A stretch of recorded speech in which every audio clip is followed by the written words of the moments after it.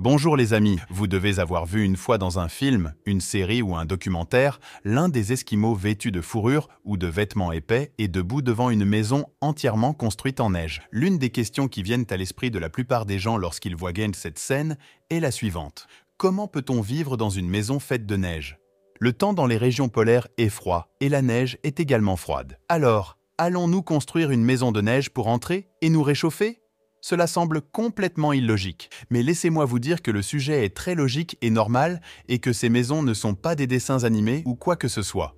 Les glacières ou igloos sont des maisons qui existent réellement et sont construites encore aujourd'hui par les Esquimaux et les habitants des régions polaires. Bienvenue sur la chaîne ACO. Dans cet épisode, nous répondrons à la question « Comment une glacière peut-elle être chaude de l'intérieur alors qu'elle est à l'origine faite de glace ?»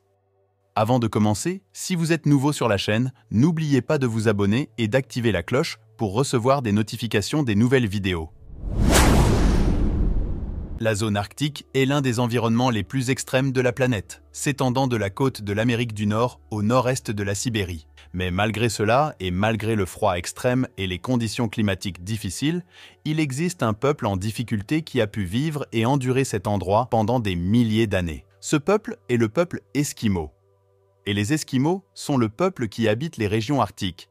Ils sont parfaitement en phase avec le mode de vie local et n'aiment pas du tout quitter l'endroit où ils vivent. Et ceci en dépit du fait qu'il n'y a pas de ville ou d'installation ou même n'importe quel repère de civilisation ou d'urbanisation. Tout ce qui existe devant le peuple Esquimau est un comportement et un mode de vie très cruel. Laissez-moi d'abord vous dire une chose marginale, c'est que les Esquimaux n'aiment pas ce mot. Et si vous le leur dites, ils se fâcheront contre vous. Le mot Esquimau est dérivé d'un terme donné aux personnes excentriques qui parlent une langue différente ainsi qu'aux personnes qui mangent de la viande crue. Ils préfèrent que les gens les appellent Inuits plutôt qu'Esquimaux, car Inuit dans leur langue signifie les gens. Alors gardons ce mot Esquimau entre nous seulement, pour les identifier, rien de plus. Les Inuits ou Esquimaux vivent dans des régions glacées où la température atteint -50 degrés Celsius en hiver. Et quiconque vit dans ce climat froid doit rechercher un abri et une maison sûre pour vivre à l'intérieur, que cette maison soit construite en briques, en métal ou même en bois. Mais malheureusement, la région arctique ne possède rien de tout cela. Et même les arbres et les forêts de l'endroit sont presque inexistants. C'est pourquoi les habitants de cet endroit ont appris à construire leur maison avec la seule chose à leur disposition qui est la neige. Les habitants des Esquimaux depuis des milliers d'années ont eu recours à la construction de huttes de glace en forme de dôme, et ces maisons sont connues sous le nom d'igloo. Et ici se pose la question de savoir comment ces maisons les réchauffent. En fait, physiquement, la neige peut vous réchauffer très normalement et aussi garder votre corps au chaud. Afin de comprendre cet étrange dilemme, laissez-moi vous raconter l'histoire d'un animal appelé loutre de mer. Cette loutre est un animal qui se nourrit de poissons et de créatures marines et est donc obligé de vivre dans des eaux froides, mais en même temps, son corps n'a pas de peau épaisse ni de tissu adipeux épais pour le protéger du froid. Alors, que fait-il pour se réchauffer? Il utilise quelque chose de très étrange à savoir, les molécules d'air. La fourrure de la loutre est dense et très douce au toucher.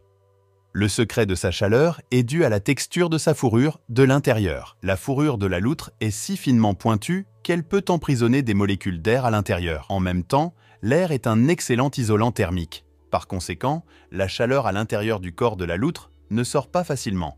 Et c'est parce que l'air emprisonné sur sa fourrure de l'extérieur empêche la fuite de cette chaleur de son corps.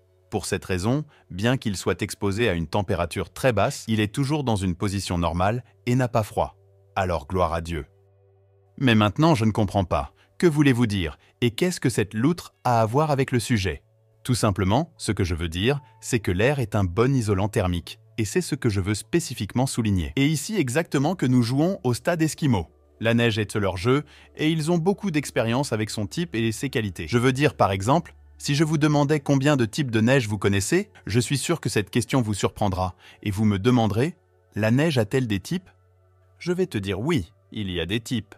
Les Esquimaux ont dans leur langue un grand nombre de mots et de termes différents pour exprimer la neige. Ils peuvent le décrire en des dizaines de mots différents qui ont été formulés avec éloquence pour décrire son type et son état actuel. Et c'est simplement parce que c'est la chose la plus qui les entoure et la chose la plus importante qu'ils connaissent. Alors, il existe un type de glace appelé glace poussiéreuse solide. Et cette glace est composée à 10% d'eau gelée et à 90% d'air, et se présente sous la forme de couches à la surface de la Terre dans les zones glacées. Ce type est très approprié pour le processus de construction. Premièrement, parce qu'elle est solide et résistante, et deuxièmement, parce qu'elle contient un pourcentage élevé d'air, et comme l'air est un excellent isolant, comme nous l'avons dit précédemment, ce type de neige est adapté pour isoler le bâtiment de l'intérieur. Il maintient la température à l'intérieur et ne lui permet pas de s'échapper à l'extérieur à travers les murs. Exactement comme un bouteille thermos. C'est essentiellement ce qui est requis dans le processus de chauffage, c'est-à-dire que la chaleur rayonnée par notre corps ou la chaleur qui nous entoure ne fuit pas vers l'extérieur. Il convient également de noter que le fond de l'igloo n'est pas une surface plane, mais que l'espace à l'intérieur est sculpté et se compose de plusieurs niveaux. L'entrée de la maison est très basse. Après cela, un deuxième niveau est légèrement plus élevé, où un feu est allumé ou des tâches comme cuisiner et autre chose. Et enfin le dernier niveau, qui est le niveau supérieur où ils dorment. En fait, ce système de l'escalier n'est pas sorti de nulle part ni de rien, mais il était prévu, et son rôle est également important. L'air naturellement chaud monte vers le haut parce qu'il est léger, et l'air naturellement froid s'enfonce et se dépose au fond.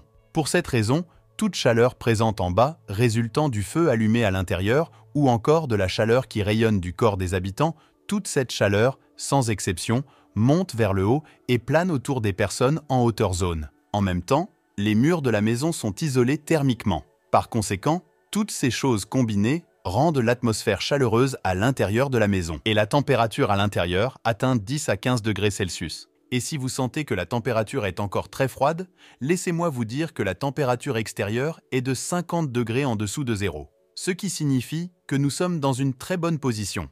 Et un Esquimau expérimenté peut construire lui-même une petite igloo en à peu près 3 capacités. Quant aux grands igloos pouvant accueillir toute une famille, la construction d'un igloo pour eux prend 2 jours ou plus. Ce qui est étrange, c'est qu'avec les progrès radicaux intervenus dans les méthodes de construction et même dans les systèmes architecturaux modernes, personne n'a découvert de meilleure façon de construire un igloo que la méthode déjà utilisée par les Esquimaux. La méthode en spirale et la structure externe en forme de dôme sont une construction très stable sans bord ni espace perdu. Celui qui a de l'expérience dans le domaine de l'ingénierie saura que le bâtiment qui se présente sous cette forme répartit toutes les charges et forces verticales qui y tombent et les convertit en forces horizontales qui se déchargent à l'intérieur du sol afin que le bâtiment soit stable et résistant au vent et fortes tempêtes. Ainsi, nous avons répondu à la question d'aujourd'hui « Comment un igloo est-il chaud de l'intérieur ?» et elle est à l'origine faite de neige. Et si vous visitez notre chaîne pour la première fois, alors dans cette chaîne, nous répondons aux questions qui vous viennent à l'esprit au milieu de la nuit lorsque vous êtes allongé dans votre lit. Si vous aimez la vidéo, n'oubliez pas de vous abonner à la chaîne et d'appuyer sur la cloche pour recevoir des nouvelles de toutes les nouvelles vidéos.